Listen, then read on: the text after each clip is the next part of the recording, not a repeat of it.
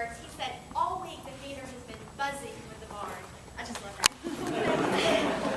I wanted to let you know, because it's important for you to understand, these actors that you're going to be seeing tonight, they came in February for their auditions. And once they received their roles, they began memorizing their lines at home, preparing their costumes, and gathering their props. But everything else that we did in this week. And it is amazing that in a week's time, we can put together what you're about to see tonight. I want to invite you all during our production, and I actually encourage you during our production to really react to our cast as they perform their scenes.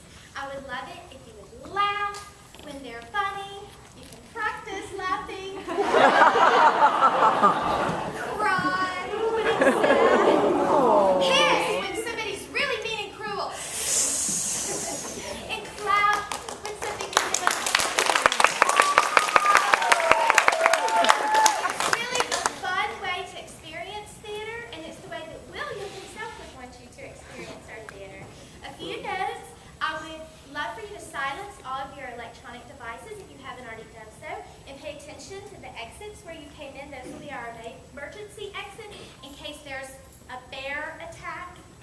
Just beware. And without further ado, I proudly present our amazing cast in Shakespeare's A Winter's Tale. What did y'all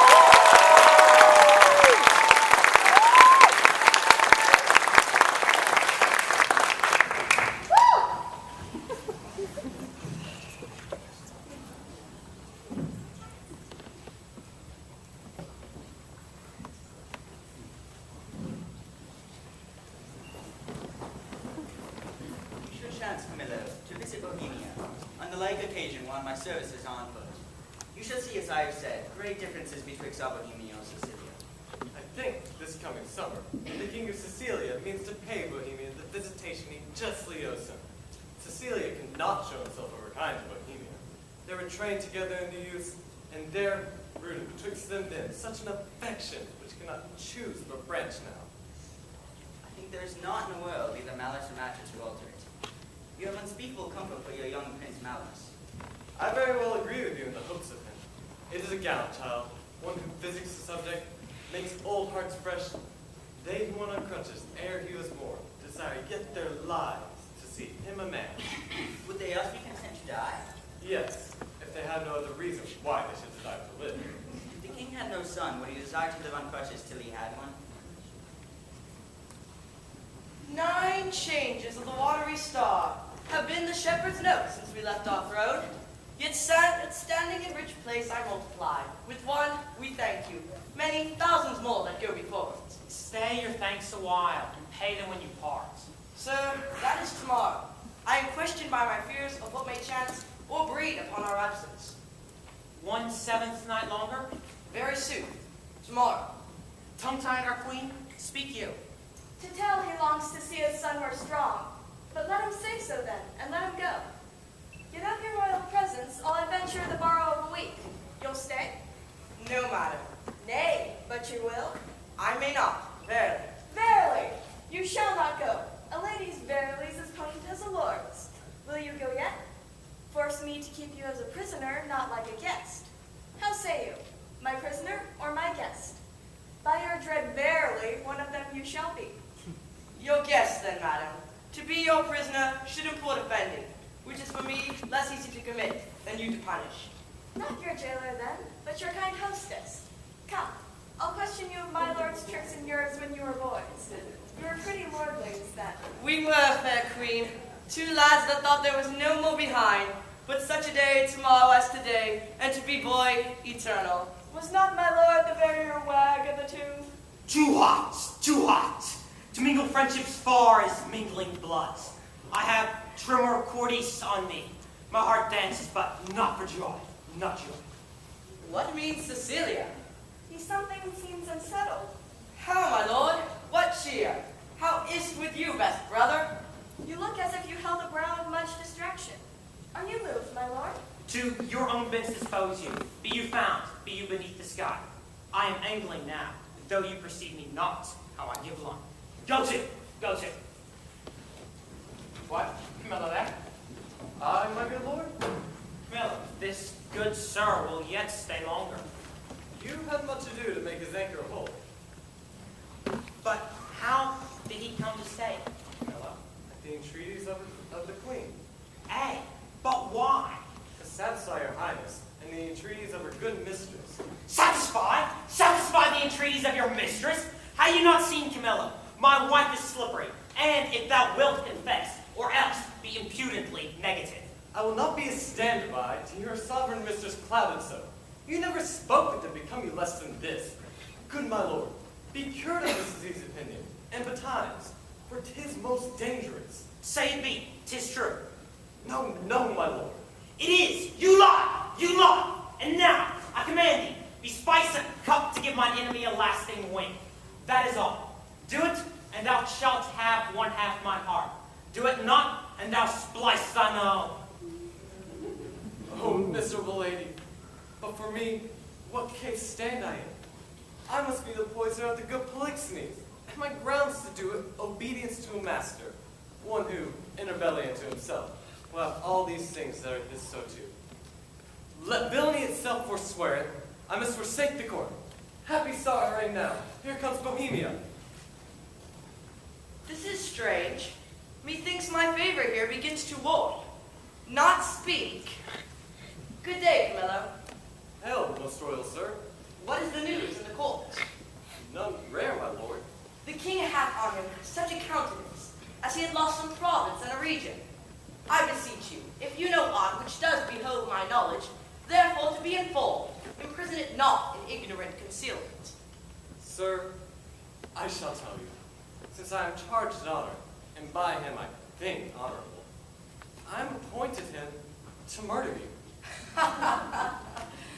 Oh, by whom, Camillo? By the king. For what? He thinks, nay, with utmost certainty he swears, as he had seen it, or been an instrument to vice you to it, that he touched his queen forbiddenly. How should this grow? I know not, but I think 'tis safer to avoid what's grown than to question how 'tis born. I do believe thee. I saw his heart in his face. Give me thy hand. Come, Camillo. I will respect thee as a father if thou bearest my life all hence. I must command the keys of all the posterns. Come, sir, to take the urgent hour. Away!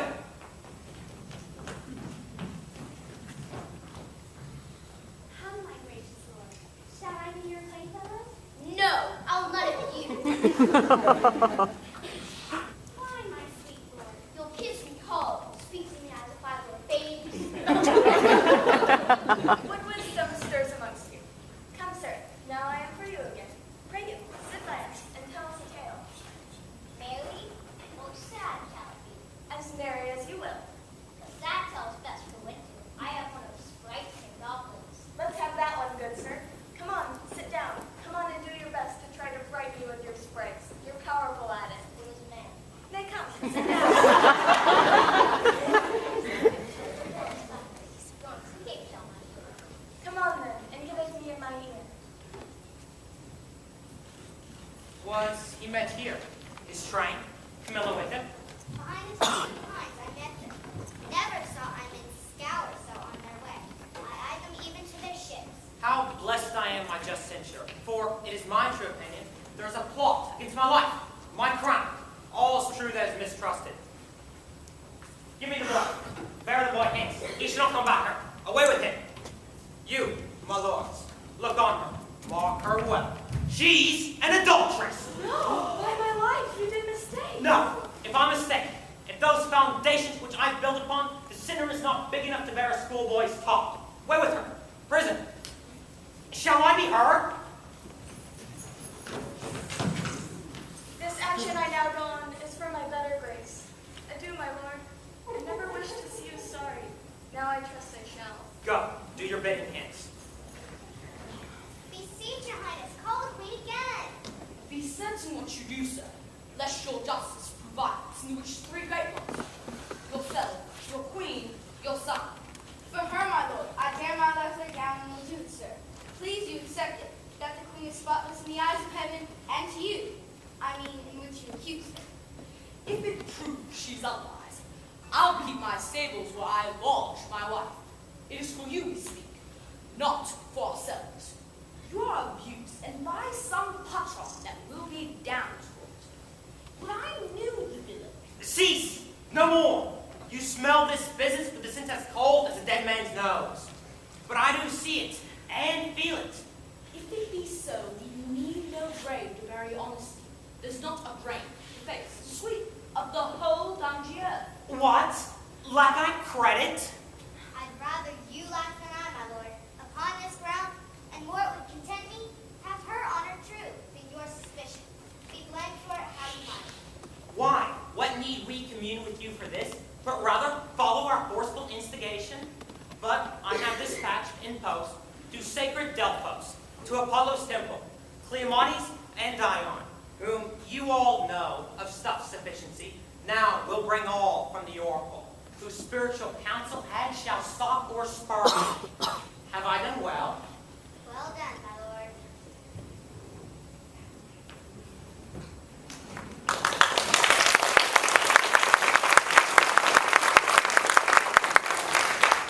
The keeper of the prison calls to him, let him have knowledge who I am. Good lady, no court in York is too good for thee. Dost thou live in prison? Now, good sir, you know me, do you not? For a worthy lady and one whom much I honor. Pray then, conduct me to the queen. I may not, madam. To the contrary, I have express commandments. Here's what do, to love of honesty and honor from the access of gentle visitors. Is it lawful, pray you, to see her women? Any of them? No. A million? So please you, madam, I shall bring Amelia forth. I pray now call her. And madam, I must be present at your conference. Be it so, prithee. Here's such due to make no stains things past his coloring. Dear gentlewoman, how fares our gracious lady? As well as one so great and so forlorn repays her. On her frights and griefs, which never tender late have fallen greater. She's something before her time to live. A boy, a daughter, a goodly babe, lusty and light to live. The queen receives much comfort when it says, my poor prisoner, I'm as innocent as you. I dare be sworn. These dangerous, unsafe things of the king, beshrew them. He must be told on it, and he shall. The office becomes woman best. I'll take it upon me. Pray you, Amelia, put in my best obedience to the queen.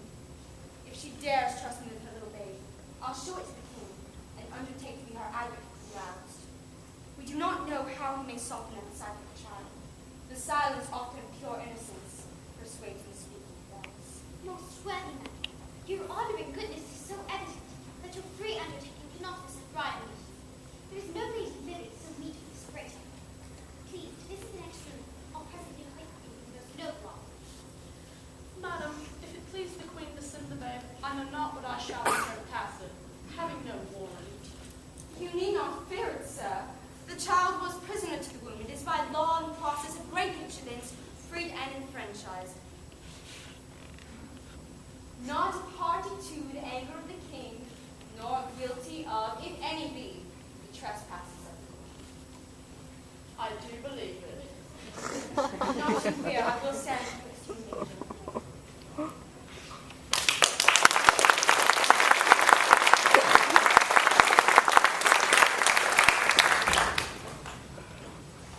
Madame, he has not slept tonight, and then none should come to him. Fear you this tyrannous passion more lass than the queen's life? Yet I do come with words medicinal as true, honest as either, to purge me of that tumor. Persistence. Lie you now, you hear. When she'll take the rein, I let her run. But she'll not stop me.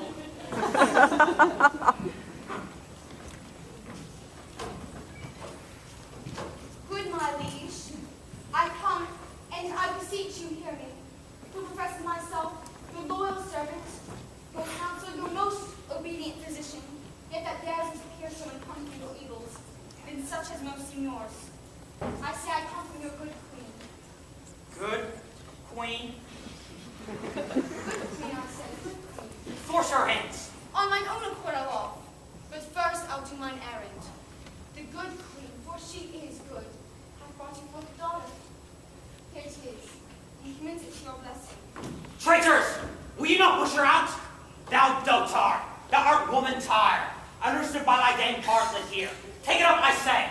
Give it to thy crone. Forever and venerable be thy hands, if thou takest up the princess by that Thor's faces, which he has put upon it. He fears his wife. So I wish then to past all doubt you call your children yours. A nest of traitors! I have none by this good light. Nor I, nor any that's here but one, and that's himself. For he the sacred honor of himself, his queens, his hopeful sons, his babes, betrays his slander. This brat is none of mine. It is the issue of Polixenes. It is yours, although the prince belittle the whole matter and property of the father. I knows end it. I'll have thee burnt. I care not. It is a heretic that makes a fire, not she who burns in it. With this most cruel usage of your queen, not able to produce more accusation than your unweakened fancy. Something savors of tyranny. On your allegiance, out of the chamber with her. I pray you do not push me out. I'll be gone, but look to your babe, my lord. 'Tis yours. So farewell. We are gone. We enjoin thee, as thou art liege man to us, that thou carry this female child hence, and that thou bear it to some remote and desert place, quite out of our dominions, and there thou leave it.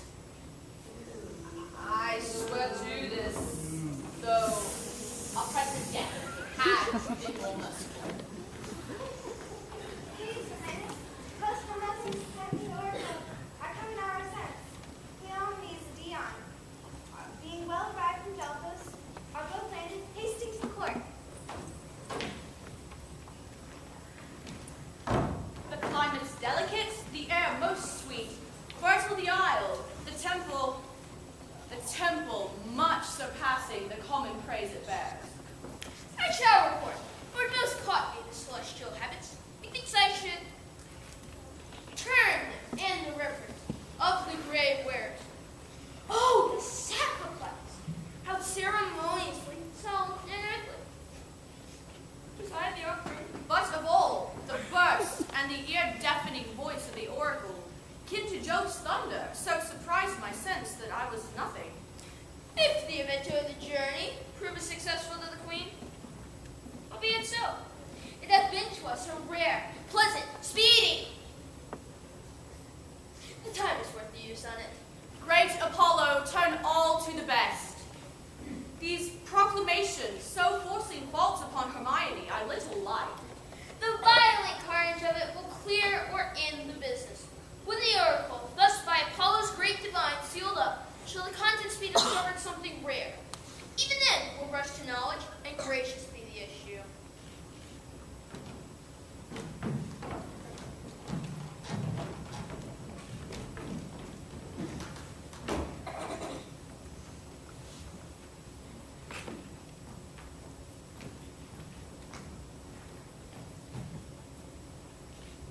It is His Highness's pleasure that the Queen appear in person here in court.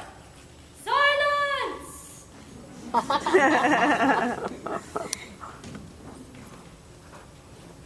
Read the indictment.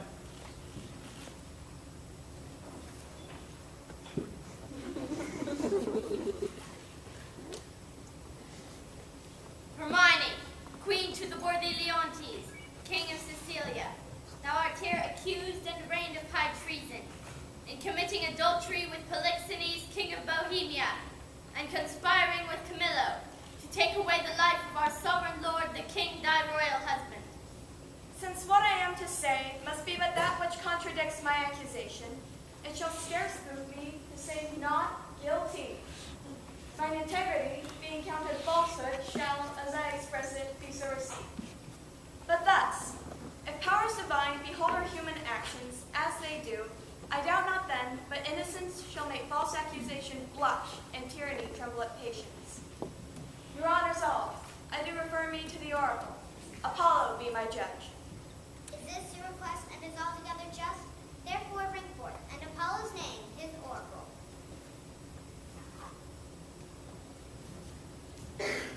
You here shall swear upon this sword of justice, that you, Cleomenes and Dion, have been both at Delphos, and from thence have brought this sealed up oracle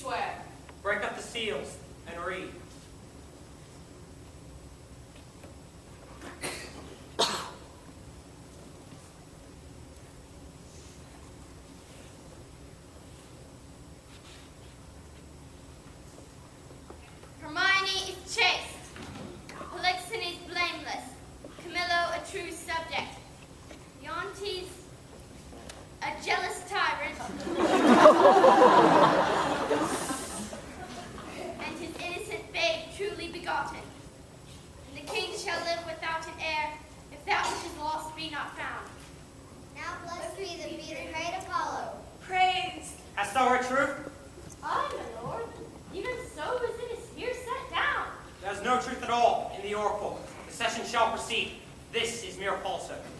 My lord, the king! What is the business? Oh, sir, we shall be hated to report it. The prince, your son, American fear of the Queen's Bee, is gone. How gone? Is dead. Apollo's angry. The heavens themselves do strike at my injustice. How now then? This news is mortal to the queen. Look down and see what death is doing. Her heart is but o'erchanged. She will recover. Beseech you tenderly apply to her some remedies for life. Apollo, pardon my great profaneness against thine oracle. I'll reconcile me to Polixenes, new woo my queen. Recall the good Camillo, whom I proclaim a man of truth, of mercy. Oh, how he glisters through my rust. How his piety does my deeds make the blacker.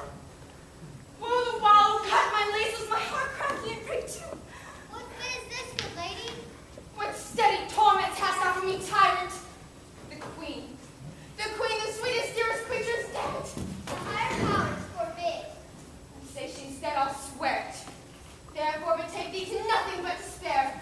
1,000 knees, 10,000 limbs together, naked fastened upon a barren mountain, in still winter, and storm perpetual, none of the gods to look that way thou wert.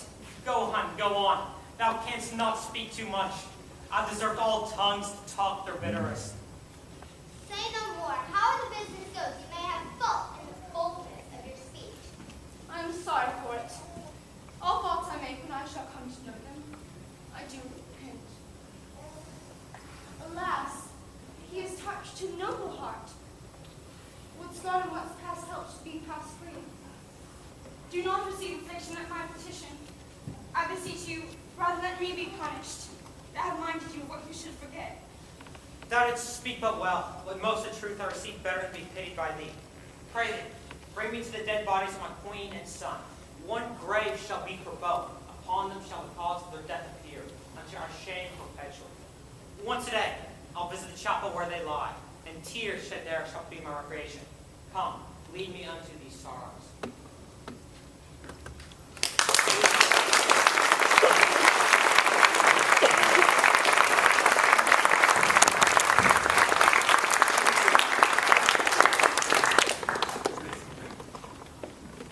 Thou art perfect.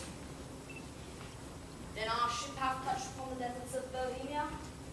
Aye, my lord, in fear. We have landed in ill times. The skies look grimly in 13-person clusters. On my conscience, the evidence was that we haven't had our angry and frown upon us. The sacred wills be done. Go, it's bold. Look to thy bar. I'll not be long before I call upon thee. Make your best haste and go not too far. Aye, the land is like to be loud weather. Besides, this place is famous for its creatures who prey to keep upon us. Go thou away. I'll follow instantly. I am glad in heart to be servant of this business. Come, poor babe. Thy mother appeared to me last night. Did this break from her? Good Antigonus, since fate against thy better disposition hath made thy person for the thrower out of thine poor babe according to thine oath. Places remote enough are in Bohemia. There weep and leave it crying, and the babe is counted lost forever. Perdita. I prithee call it for this ungentle business put on thee by my lord. Thou ne'er shalt see thy wife bleed no more. Frightened much, I did in time collect myself and thought, this was so, and no slumber. Blossom, speed thee well. There thy character, there these, which may, if fortune please, breed thee pretty, and still rest thine. The storm begins. Poor wretch, weep I cannot, but my heart bleeds, and most accursed mine, to be by oath enjoined into this. Farewell.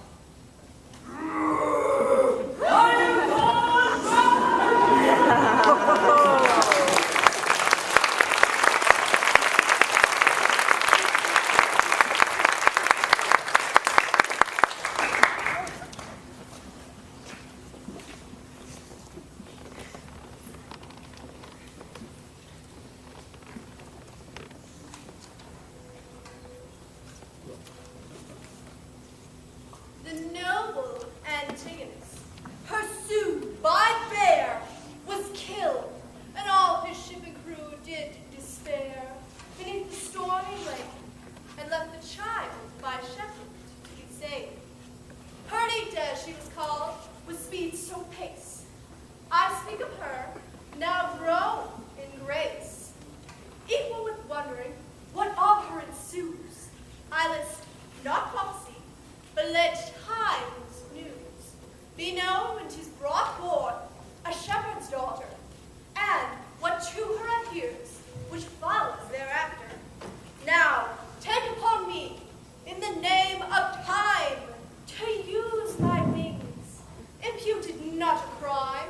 To me, or my swift passage ne'er I slide, or 16 years, and leave the growth untrod. Your patience, this allowing, I turn my glass, and give my seed such growth as you had slept between. Leotis leaving, the effects of his fond jealousies so grieving, that he shut himself up. Imagine me, gentle specters, that I now may be in fair Bohemia, and remember well, I mentioned the son of the king, named Florizel.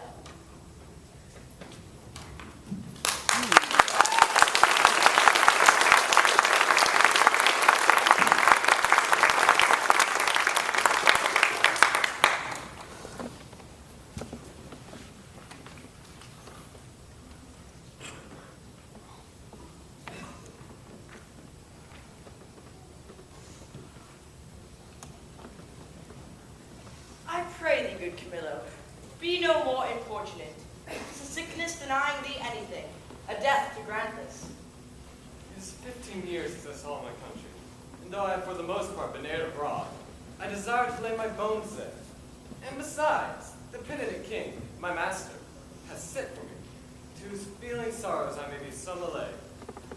As thou lovest me, Camillo, wipe not out the rest of thy services by leaving me now. The need I have of thee, thine own goodness hath made. Better not to have had thee, than thus to want thee. Say to me, when sawest thou the Prince Florizel, my son? Kings are no less unhappy, their issue not being gracious. Then they are losing them when they have improved their virtues. It is 3 days since I saw the prince, and what his happier affairs may be are to me unknown. I have missingly noted that he has of late been much retired from court. I have considered so much, Camillo, and with some care. So far that I have eyes under my service which look upon his removedness, from whom I have this intelligence, that he is seldom from the house of a most homely shepherd. A man, they say, that from very nothing, and beyond the imagination of his neighbors, is grown into an unspeakable estate. I too, sir, have heard of such a man who hath the daughter of most fair note, the court of which has extended much farther than we could not to begin from such a cottage. That's likewise part of my intelligence, but I fear the angle that plucks our son thither. Thou shalt accompany us to the place, where we will, not appearing what we are, have some question with the shepherd, from whose simplicity I think it not uneasy to get the cause of our sons resolved thither. Prithee, be my present partner in this business, and lay aside the thoughts of Cecilia. I willingly obey your command. My best Camilla, we must disguise ourselves.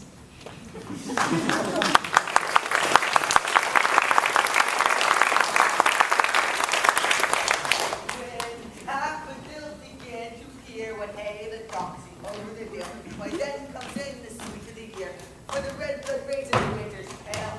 My father named me Autolycus, and being as I am, living under Mercury, and likewise on snap-rub of unconsidered trifles. My revenue is a silly cheat, a prize. Let me see. Every weapon, whether todds, every tod yields a pound and odd shilling, 1,500 shorn. What comes the wool to? Just bring home. Cock is mine. Ah, I cannot do it without compters. Let me see. What am I to buy for ours? Sheep shearing beast. 3 pounds of sugar, 5 pounds of currants, rice.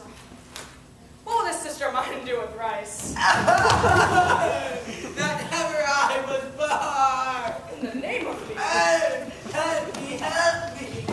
Suffer off these rags, and then death.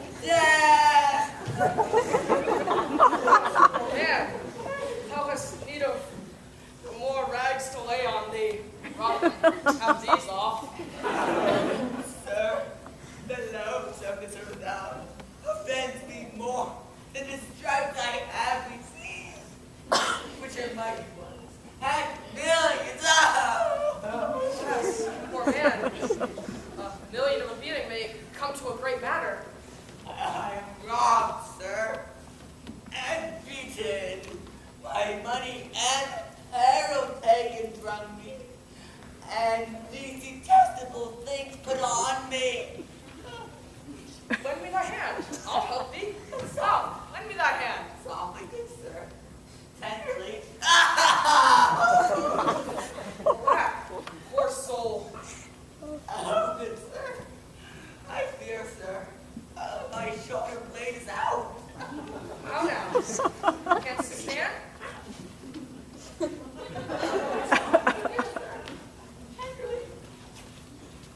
You have done me a charitable office. Oh, this lack any money. I have a little money for thee. No good sweet face, sir. No, sweet sir.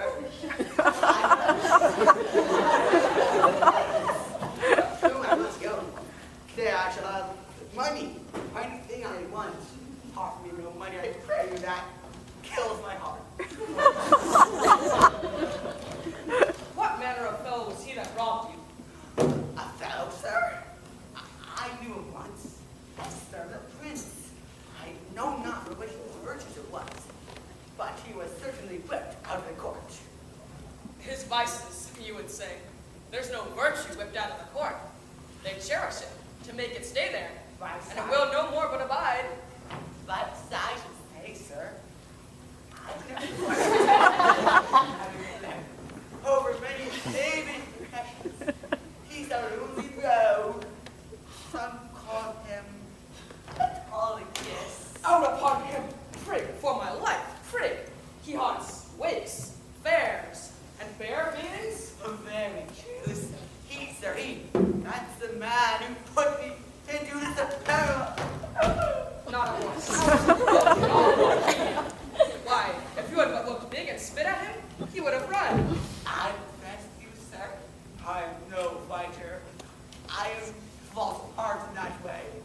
And that he knew how Morton. How do you now? Sweet sir, much better than I was.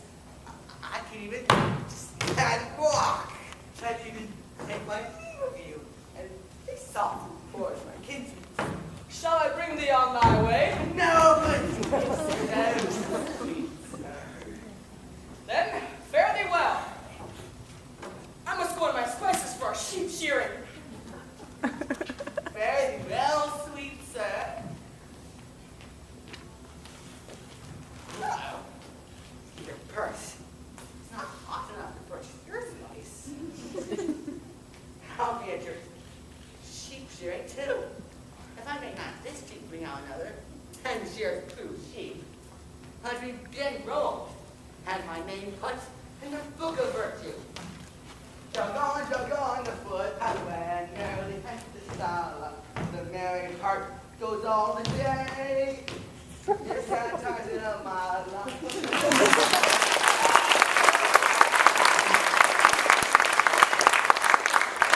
These your unusual weeds, to each part of you do give a life. No shepherdess, but Flora appearing in April's front. This your sheep shearing is as a meeting of the petty gods, and you, the queen aunt. Sir, my gracious lord, your high self you've obscured the swain's wearing.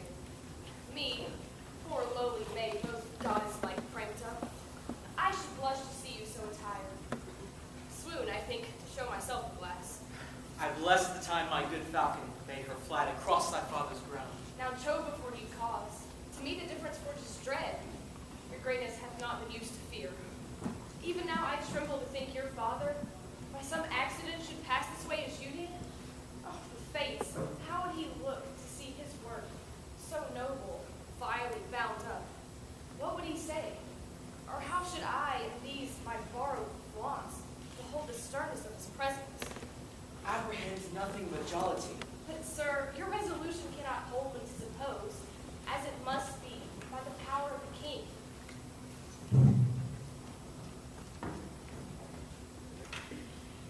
Thou dearest Perdita, with these forced thoughts I prithee, darken not the mirth of the feast, or I'll be thine, my fair, or not my father's. For I cannot be mine own, nor anything to any, if I be not thine. To this I am most constant, though destiny say no. Your guests are coming. Lift up your countenance as it were the day of celebration of that nuptial which we two have sworn shall come. Oh, Lady Fortune, stand you auspicious. By my wife upon this day. She's both handler, butler, cook, both dame and servant, welcomed all, and served all. We're tired. Pray, bid these unknown friends welcome. There's a way to make us better friends more. Sir, welcome. It is my father's will that I should take on me the hostessship of the day. You're welcome, sir. Give me those flowers there, Dorcas. Reverend sirs, for you there's rosemary and rue. These keep seeming and savor all winter long. Grace and remembrance be to you both, and welcome to our shearing. Shepherdess, a fair one are you. Well, you fit our ages with flowers of winter. I would leave grazing were I a her flock. I would only live by gazing. Now, alas, you'd be so lean the blast of January would close your I would I had some flowers in the spring that might become your time of day. Daffodils that come before the swallow dares and take the winds of March with beauty. Come, take your flowers. What you do still better is what is done. When you speak, sweet, I'd have you do it ever. Oh, Dorcles, your praises are too large. But come, our dance, I pray, your hands, my Perdita. This is the prettiest low-born lass that ever ran on the green sword. Nothing she does or seems but strikes as something greater than herself. Too noble for this place. He tells her something that makes her blood look up. Good sooth, she is the queen of curds and cream. Come on, strike up. Awesome, now is good time. Not a word. We stand upon our manners. Come, strike up.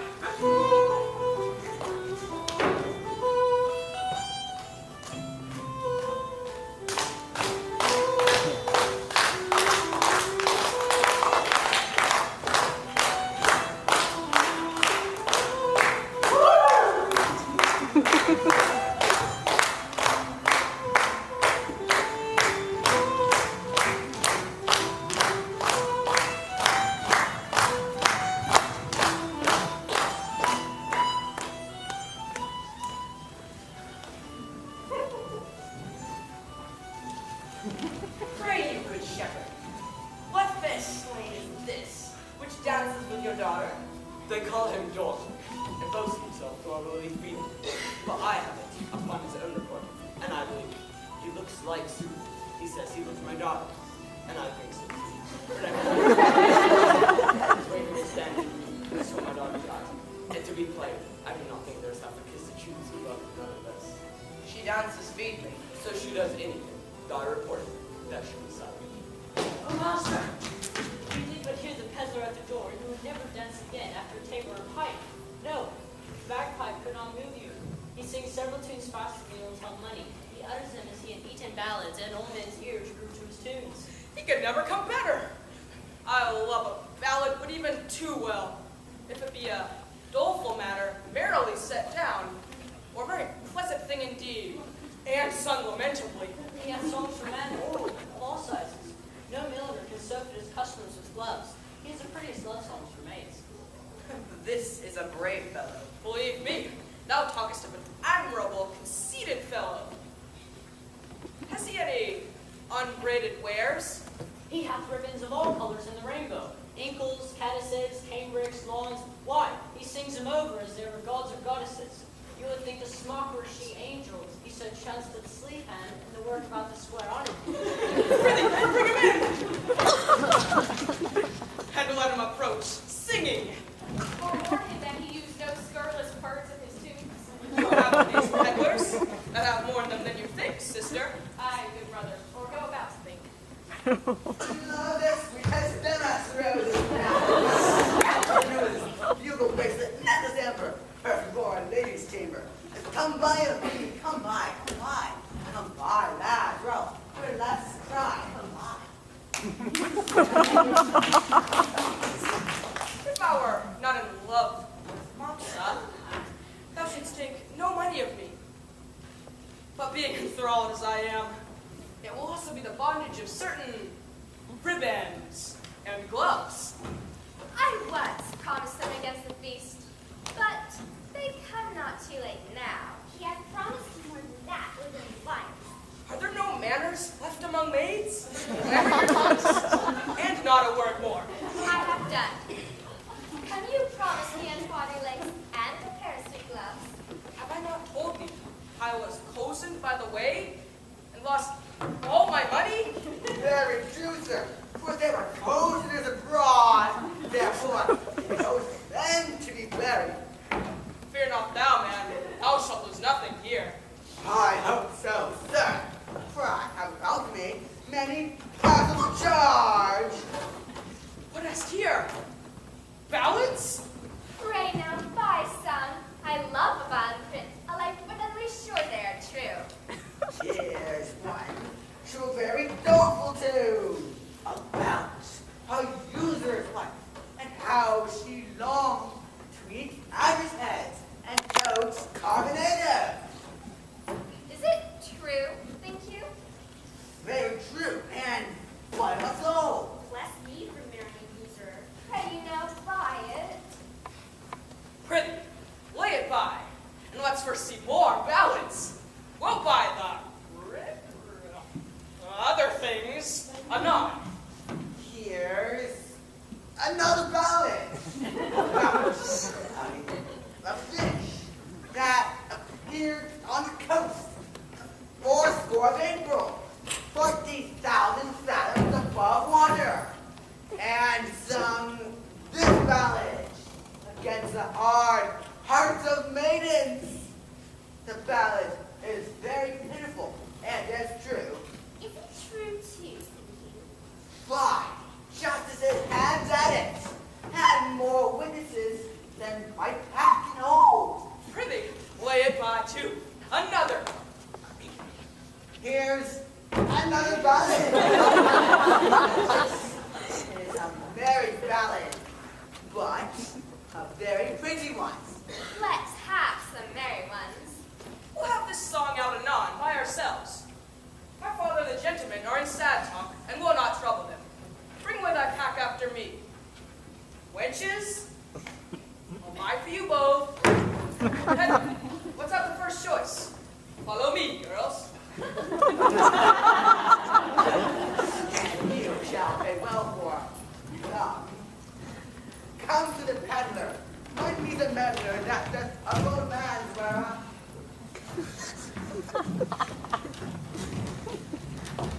How now, fair shepherd?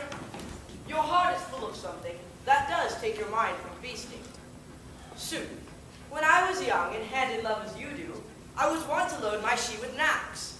I would have ransacked the peddler's silken treasury and poured it to her acceptance.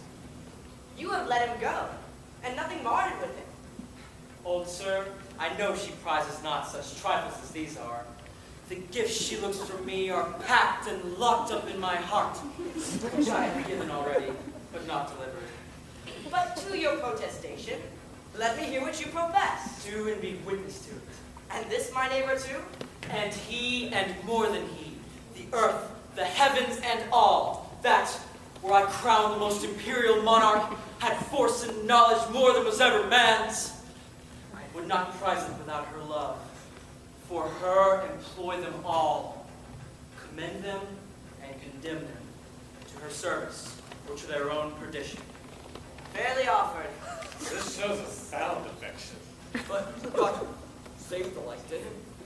I cannot speak so well, nothing so well. No, nor mean better. By the pattern of my own thoughts, I cut out the purity of his. Take hand, a bargain, and friends unknown shall bear witness to it. I give my daughter to him, and will make her portion equal to his. Oh, well, this must be I, the virtue of your daughter. Come your hand, and I'll remove. Soft swain, a while, beseech you, have you a father? I have, but what of him? Knows he of this? Neither does nor shall. Methinks a father is at the nuptial of his son, a guest that best becomes the table. Pray you once more, Is your father not grown incapable of reasonable affairs? Is he not stupid with age in altering rooms? Can he speak? Here? No, he has his health, and ampler strength indeed than most of his age. By my white beard, you offered him. If this be so, a wrong, something unfilial, reason, my son, should choose himself a wife. But as good reason the father, all whose joy is nothing else but fair posterity, should hold some counsel in such a business.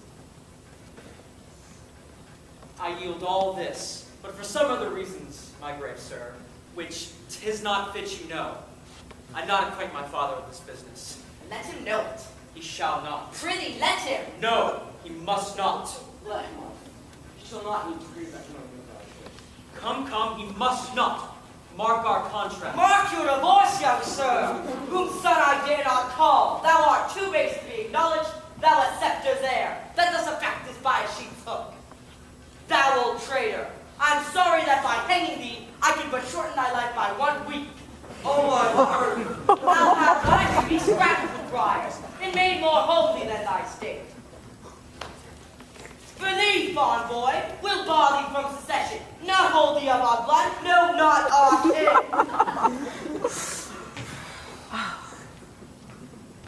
Even here undone. I was not much afeard. Once or twice I was about to speak and tell him plainly. The self-same sun that shines upon his court hides not its visage from our home, or looks on alike. Please you, sir, be gone. I told you what would come of this. See to of your own state take care. This dream of mine, he now awake, I'll queen it no inch further, but milk my ewes and weep. Why, how now, father? Speak, yet thou diest. I cannot speak, nor think, nor dare to know that which I know, sir. You have undone a man, both your three. That thought was brave and quite yea. To die upon the bed my father died, till I close eyes on his bones. But now some hangman must fill my shroud, and then more no priest to shovels dust. Undone, undone. If I'm not dying in this hour, I will live to die when I desire. Why look you so upon me? I am but sorry, not afeard, delayed, but nothing altered. What I was, I am. Gracious, my lord, you know your father's temper. At this time, he will allow no speech, which I do guess you do not propose to him. You will not bear your side as yet, I fear. For my succession, wipe me, father.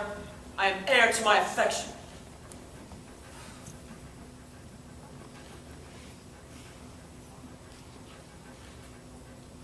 I am desperate. He's irremovable, be advised. I am. This is desperate, sir. So call it, but it does fulfill my vow. I needs must think it honestly. Camillo, not for Bohemia, nor the pomp that may there be gleaned, will I break my oath to this, my fair beloved. Therefore, I pray you, as you have ever been my father's honored friend, when he shall miss me, as, in faith, I mean not to see him anymore. Cast your good counsels upon his passion. Let myself and fortune tug for the time to come. This you may know, and so deliver. I am put to sea with her whom here I cannot hold on shore. Hark, Perdita. He's irremovable, resolved for flight. Now were I happy if his going I could frame to serve my turn. Save him from danger, do him love and honor. Purchase the sight again, dear Cecilia, that unhappy king, my master, whom I so much thirst to see. Now, good Camillo, I am so fraught with curious business that I leave out ceremony. Sir, you have heard of my poor services. I, the love that I have borne your father. Very nobly have you deserved. It is my father's music to speak of your deeds. Well, my lord, if you may please think that I love the king, and through him what's nearest him, which is your gracious self, embrace from my direction, if your more ponderous and subtle project may suffer alteration. On mine honor, I'll point you to where you'll have such receiving, as shall become your highness, where you may marry her, and in my best endeavors, in your absence, your discontented fathers strive to qualify, and bring up to liking. How, Camillo, may this almost a miracle be done, that I may call thee something more than man, and after that, trust to thee? Have you thought of a place whereto you'll go? Not any yet. Then listen to me. This follows. If you do not change your purpose, but undergo this flight, make for Sicilia, and there present yourself and your fair princess. For so, I see, she must be for Leontes. Methinks I see Leontes opening his free arms and weeping his welcomes forward. Ask thee, the son, forgiveness. As for I, the father's person. Worthy Camillo, what color for my visitation shall I hold up before him? Sent by the king, your father, to greet him and give him comforts. Sir, the manner of your bearings towards him, with what you ask from your father shall deliver. Things known betwixt us three, I'll write you down, the which shall point you forth in every sitting what you must say, that he shall not perceive, but that you have your father's bosom, and speak his very heart. I am bound to you. There is some sap in this. A course more promising than a wild dedication to ourselves, to unpathed shores, undreamed waters, most certain to miseries enough. But oh, the thorns we stand upon. Camillo, preserver of my father, now of me. Nay, but the letters, so soon as we arrive, shall clear all doubt. And those we procure from Leontes shall satisfy your father. Well, happy be you, and all that you speak shows fair. What a fool honesty is, and trust his sworn brother, a very simple gentleman. I have sold all my trumpery, not a brigand, counterfeit stealth, commander of road, to keep my back passing, faith wrong, who should buy first? So my trinkets were hallowed and brought a benediction to the buyer, and my clown, whom it's not, but something to be a reasonable gentleman, who if someone's in love with the one you saw, he would not stir his petticoats until he had both clue and words. So true the rest of the herd to me, that all their other senses stuck dumb in ears, and in this time of lethargy, I pecked and cut most of the festival persons. Ha! And had not the old man, Flynn, with a hoopla about his dog and king's son, I would not have let the bird alive in the whole army. Whom have we here? We'll make an instrument of this, amid nothing make a mistake. Why, you don't hurt me now, why? Hang me! Why, how now, good fellow? Why shake yourself so? Fear not, man. Here's no harm intended to thee. I'm a poor fellow, sir. Why, be so still. Here's nobody can steal that from thee. And why, the appearance of your poverty, we must take in exchange. Therefore, this case thee instantly. Thou must think there's a necessity in it, and change garments with this gentleman. Though the pennyworth on his side may be the worst, he'll hold thee. There's some. I'm a poor fellow, sir. But I don't give up not. Unbuckle, unbuckle. Fortunate mistress, let my prophecy come home to you. You must retire yourself into some covert. Take your sweetheart's hat and pluck it away your brow, muffle your face, dismantle you, and, as you can, disliking your own seeming, so that you may, for I do fear eyes over you, get to shipboard undescribed. I see the place so lies that I must fare part. No remedy. What have you done there? Should I now meet my father? He does not call me son. Nay, you shall have no hat. Come, lady, come. Farewell, my good sir. Adieu, sir. What I do next shall be to tell the king of this escape, and whither they are bound. For my hope is that I shall so prevail, and in case them there, in whose company I shall review Cecilia, for whose sight I have a woman's longing.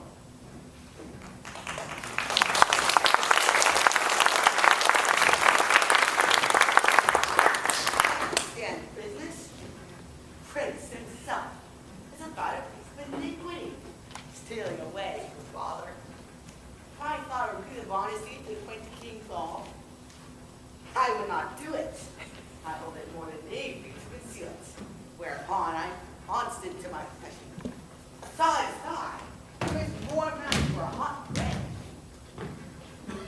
See what a man you are now. There's no other way but to tell the king she's a changeling, and none of your flesh and blood.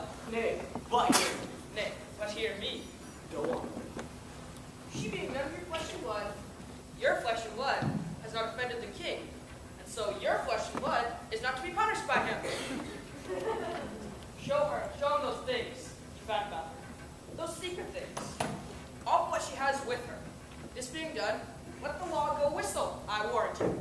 I will tell the king all. Yea, another sentence brings food. Whom I may say is no honest man, neither to his father nor to me, to go back and make me the king's brother-in-law. Indeed. Brother-in-law was the furthest off you could have been to him. And then your blood had been the nearer by I know not how much an ounce. Very wisely, puppy. Let us see. There is that in the startle about making scratches here. I know not what impediment this may be to the flight of my master. Pray heartily he be at palace. Although I'm not naturally honest. Perchance. Let me pocket my header's excrement. How now, rustics? Whither are you bound? To the palace. Your worship. You're about that. What? Who? The condition of that bottle, your names, your ages, of what heavy reading or anything that's fitting to be known. Discover. We are but plain fellows, sir. A lie. You are rough and hairy. No lie. It's none but tradesmen. Can we all make him as soldiers alive? Your worship had like to have given us one, if you had not taken yourself with the manner.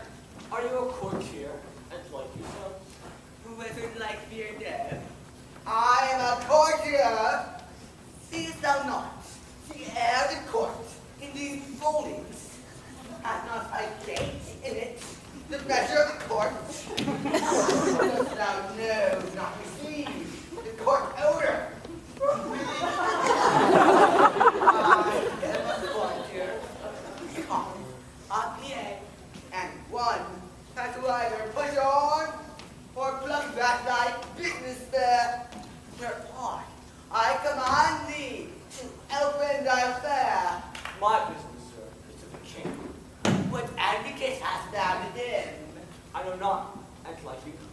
Advocate's the court word for a pheasant. Say you have none. I know if I say cock, nor Oh, thus we are. We are not civil men. However, nature could have made me a seaside. Therefore, I'll not stay. This cannot be but a great courtier. His garments are rich, but he wears them not handsomely. He seems to be more noble, being fantastical. A great man of warrant. No, picking one's teeth. Move on to that. What's in the bottom? Before that box? Sir, there lies secrets in this farther box that none of us know but the king, and which you will know within this hour if I come to speak to him. Hey, thou hast lost thy neighbor. Why, sir? The king is not at the palace. He has gone abroad a new ship to purge melancholy and errands up. For if thou is capable of being serious, thou must know the king is full of grief. So it said, sir, about his son that should have raised the shepherd's daughter. If that shepherd be not down and fast, let him fly.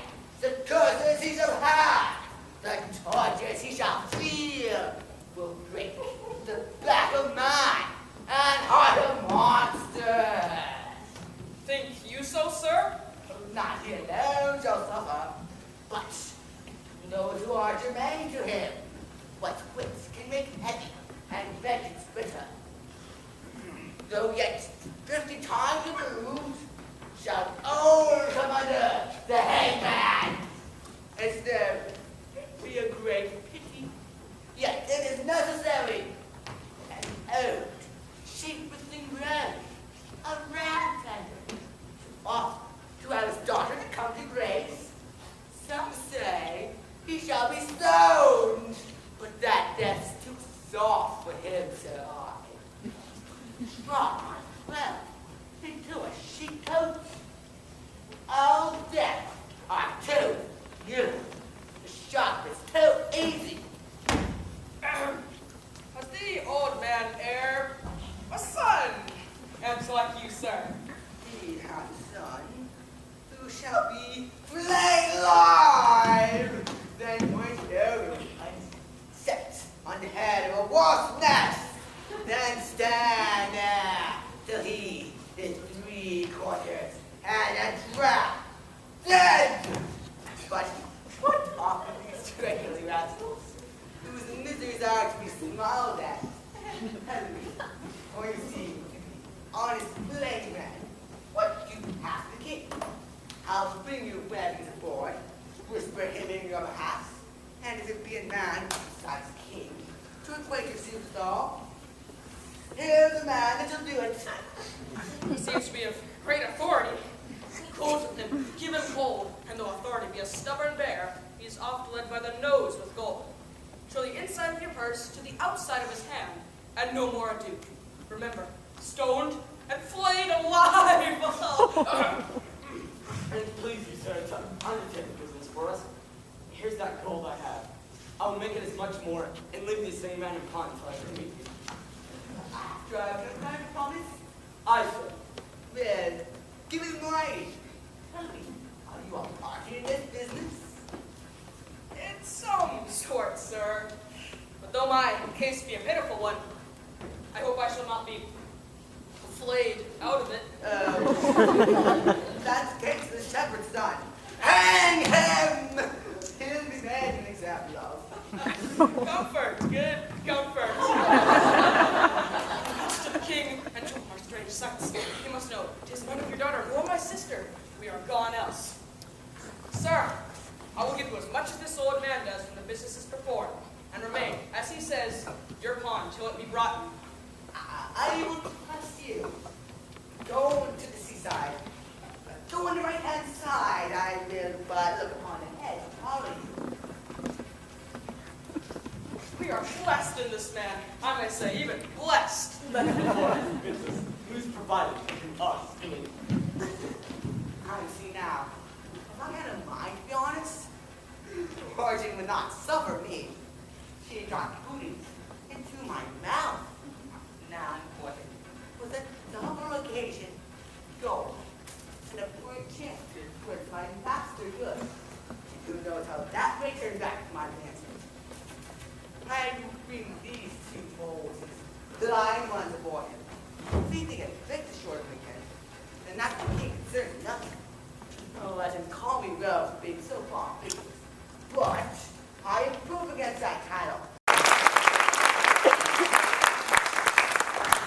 Sir, you have done enough and have performed a saint-like sorrow. No fault could you make which you have not redeemed. Indeed, paid down more penitence than done trespass. At the last, do as the heavens have done. Forget your evil. With them, forgive yourself. Whilst I remember her and her virtues, I cannot forget my blemishes in them.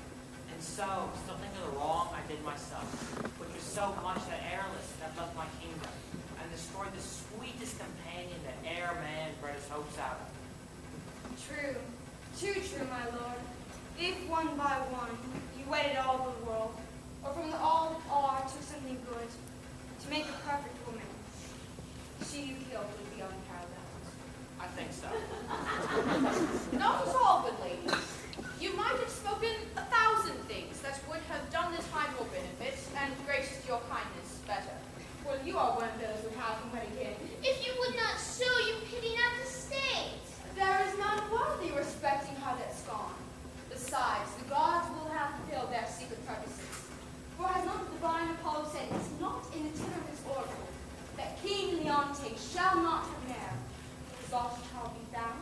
My true Pauline, who hast the name of Hermione, Oh, I know an honor that ever I had swear to meet thy counsel. Then, even now, I might have looked upon my queen's full eyes. Thou speakest truth. No more such wines. Therefore, no wine. Will you swear never to marry but my mother will leave you? Never, Paulina. So be blessed my spirit. Then, good my lord, bear witness to his oath. You tempt him overmuch. Unless another, as like Hermione as is her picture, fronts his eye. Good I've madam. done. Yet if my lord will marry, if you will, sir, no remedy, but you will, give me the office to choose you queen. My true Paulina, we shall not marry till thou bidst us.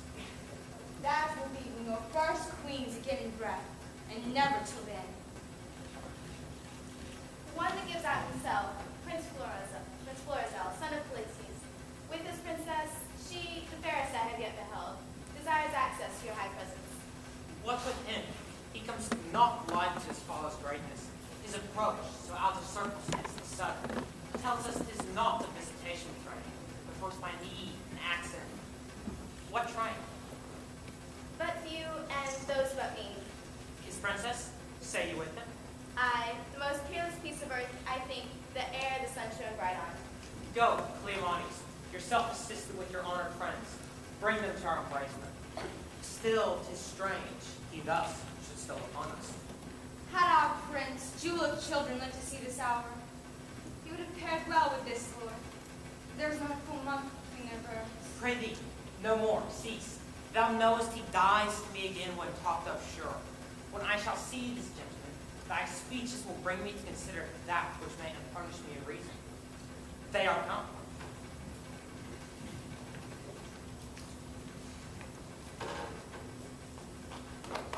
Were I but 21, your father's image is so hit in you.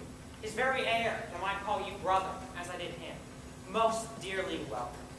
And you, fair princess, goddess, oh, alas, I lost a couple that twixt heaven and earth might thus have stood begetting wonder, as you, gracious couple, did. And then I lost all my own quality, society, enmity too of your brave father, whom, though bearing misery, desire my life once more to look on him. Good my lord, we have crossed to execute the charge my father gave me for visiting your royal highness. The blessed gods purge all infection from our air whilst you do climb with you. You have a holy father, a graceful gentleman, against whose person so sacred as it is, I have done sin, for which the heavens, taking angry note, have lifted me issues, and your father, who merits it with you, worthy his goodness. Sir. Most noble sir, that which I shall report will bear no credit. Were not the proofs so nigh? Please you, great sir.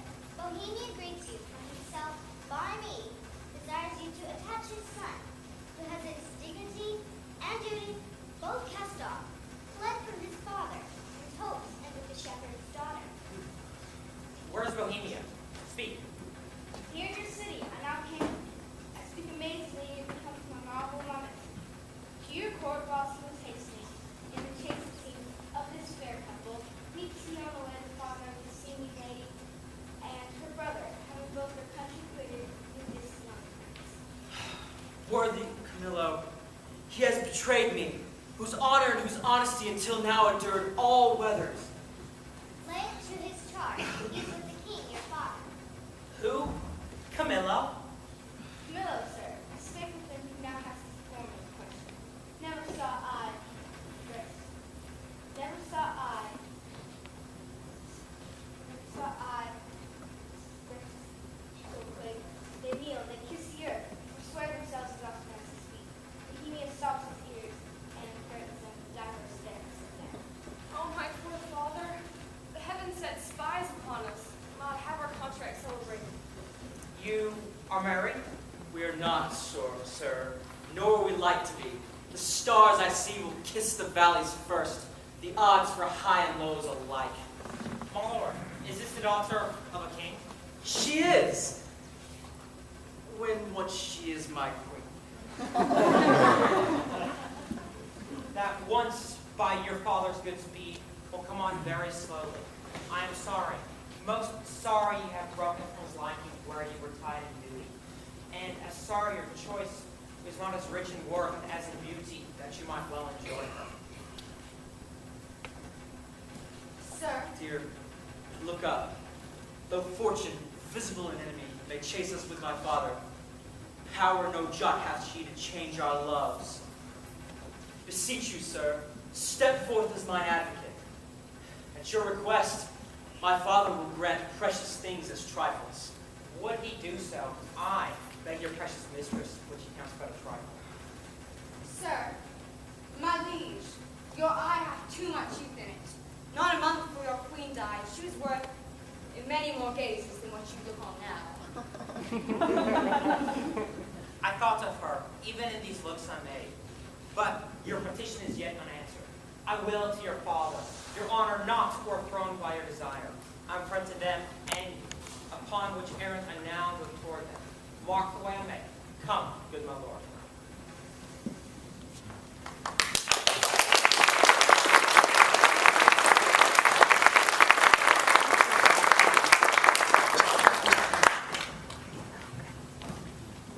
Beseech you, madam, were you present at this relation? I was by at the opening of the Fargo, heard the old shepherd deliver the manor house and found it. Whereupon, after a little amazement, we were all commanded out of the chamber. Only this methought heard the old shepherd say that he found a child. I don't know, I don't know the answer. I made a broken delivery of the business. The changes I perceived in the king and Camillo were the very notes of admiration. They seemed almost with staring at one another to tear the cases of their eyes. There was a speech in their dumbness and language in their very gesture. Here comes another gentleman that happily knows more.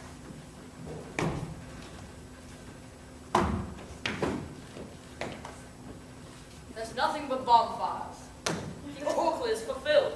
The queen's daughter's found. Such a deal of wonder has broken out within this hour, ballad makers would not be able to express it. Ah, here comes Lady Helena Stewart. He can deliver you more. How goes it now, sir? This news, which is cold true, is so like an old tale that the variety of it strong suspicion. Has the king found his heir? Most true. Now what you hear? You swear, you see, there is such unity in the books. The mantle of Queen Hermione, the jewel about the neck of it, and the letter of Antigonus found with it, which they know to be his character. Oh, the majesty of his creature, in resemblance of the mother,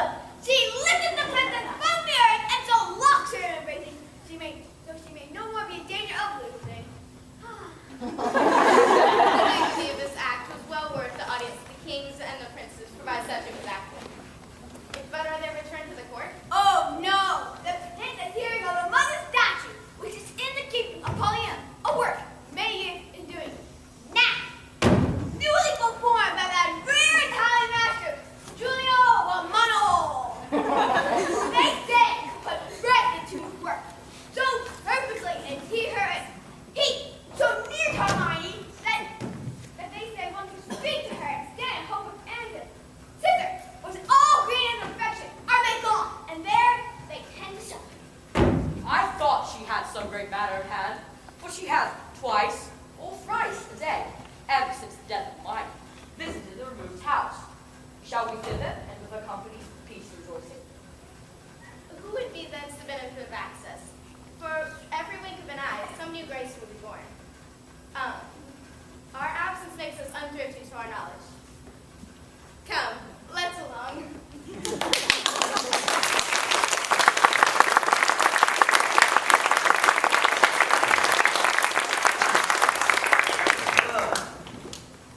Now, I know how to watch my former life.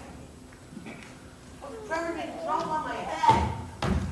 Oh, here comes those I've been done good to.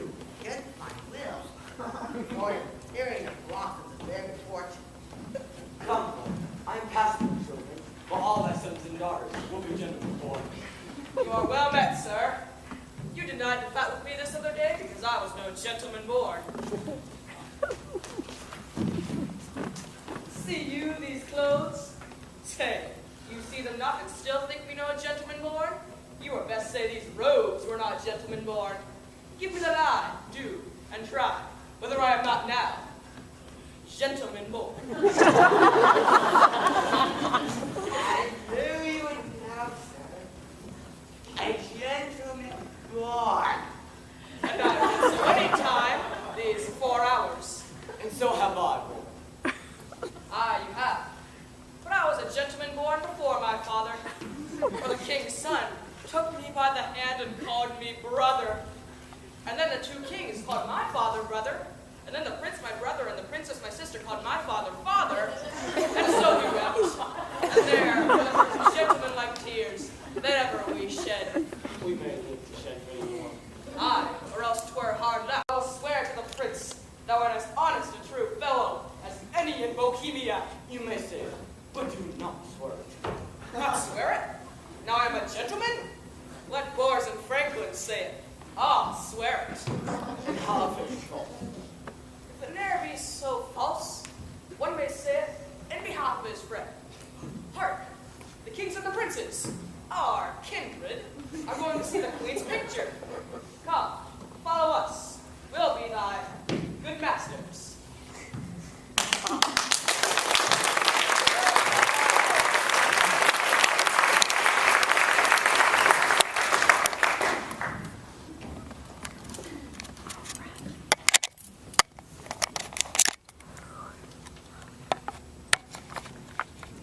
Greg and good Paulina, the great comfort I've had of thee.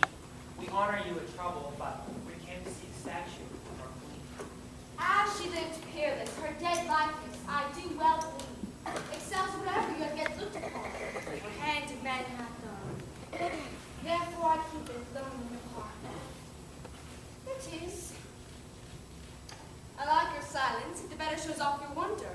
But yet speak. First you, my liege, comes it not something near? Her natural posture, chide me, dear stone, that I might say, thou art Hermione, or rather, thou art she, and I not shining. For she was as tender as infancy and grace. But yet, Paulina, Hermione was not so much wrinkled, nothing so aged as seems. Oh, not by much. So Mark harbors excellence, which let's go by some 16 years and makes her as she is now. As now she might have done, so much to my good comfort as it is now piercing to my soul. Oh, thus she stood, with such life of majesty, warm life, as now it coldly stands when I first wooed her. I'm ashamed. Does not the stone rebuke me for being more stone than it? It gives me leave. Do not say to superstition that I kneel. And then implore her blessing. Lady, dear queen, it ended when I but began. Give me that hand of yours to kiss. Oh, patience! The statue's but newly fixed, the color's not yet dry. But your stars are too so late on. Your 16 winters cannot blow. Indeed, my lord, if I had thought beside my thought, image would have brought you thus. For the stone is mine, I'd not have showed it. Do not draw the curtain. No longer shall you gaze on it, lest your fancy may think on it this. Let be, let be. Would I were dead, but that methinks already. What was he that did make it? See, my lord, would you not deem to breathe, and that those veins did verily bear blood? Masterly done. The very life seems warm upon a lip. I'll draw the curtain. My lord's on so far tread